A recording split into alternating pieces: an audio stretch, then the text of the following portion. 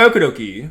This is an anime about Chisato and Takina, two girls who work at a cafe, spending every day either serving customers or going out to have fun together.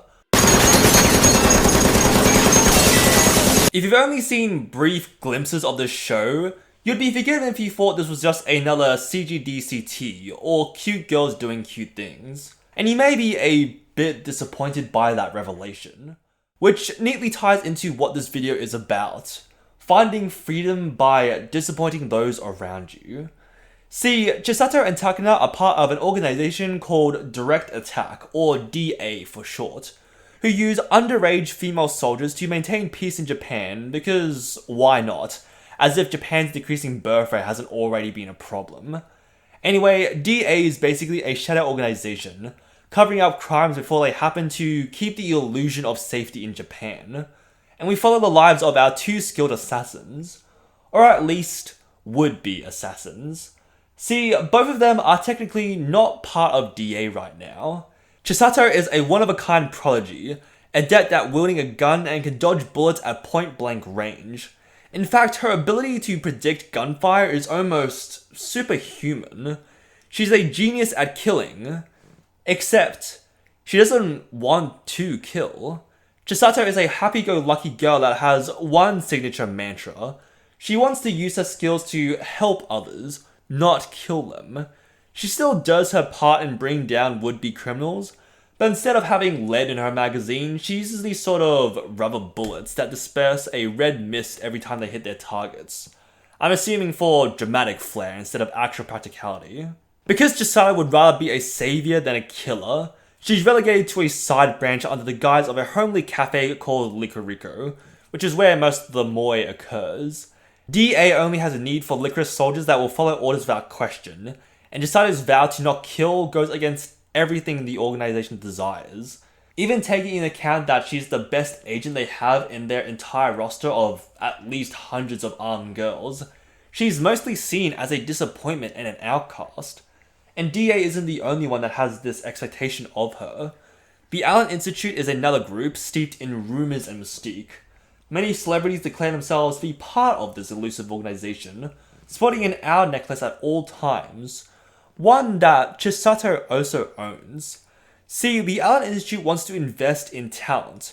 If you're a pianist with the hands of a god, they'll get you onto the big stage. If you're an actor that can wield 1,000 faces, Allen will grant you those Hollywood roles. If you're able to clear a room of full-grown, heavily armed men in seconds without a single scratch, you get where I'm going, right?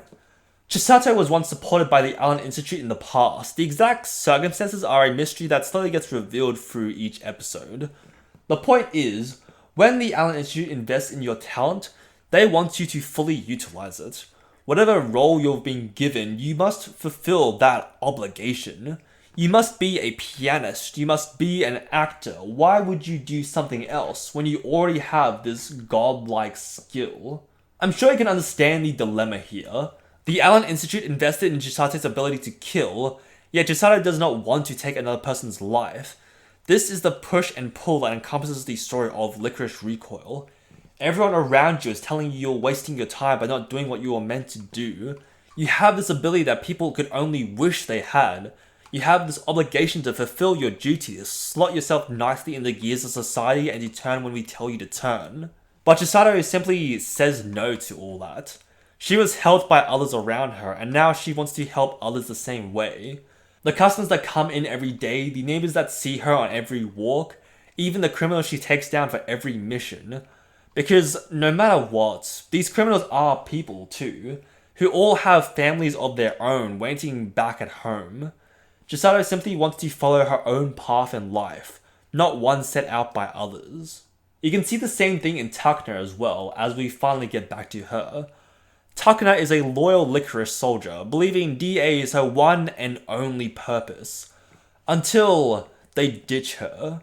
Stuck in a hostage situation with nothing but radio silence, unable to hear what the next order is, Takina decides to take action into her own hands to save her fellow Lycoris. Her actions disobeying previous orders, which leads to her demotion and transfer to a side branch, the Cafe of Lycoris. Takina wants nothing more than to return to DA. Without the orders, her life itself has no meaning. This lack of purpose is killing her. She needs to return to the front lines as soon as possible. She is nothing but a Lycoris, a child soldier trained to kill. That is, until Chisato takes her hand and shows her there's more to life than doing what others tell her to do. Chisato and Takina's relationship is really one of the standouts for the show. Being able to watch as Chisato slowly peels back Takina's defenses, seeing her slowly open up more and more, changing from an empty, expressionless soldier to someone who can laugh and smile like a normal high school girl. Even when people are trying to force what they want onto them, we see them prioritize themselves over the orders of others. The disappointment that DA and the Allen Institute view these two girls as is what gives them the freedom to live the life they want to live. Just because someone tells you this is how you must live your life, you are the only person that can understand what you truly want to do. Just because you have a skill in a certain field, that doesn't mean that's where you want to dedicate your life to. This is what Lycoris Recoil really means to me.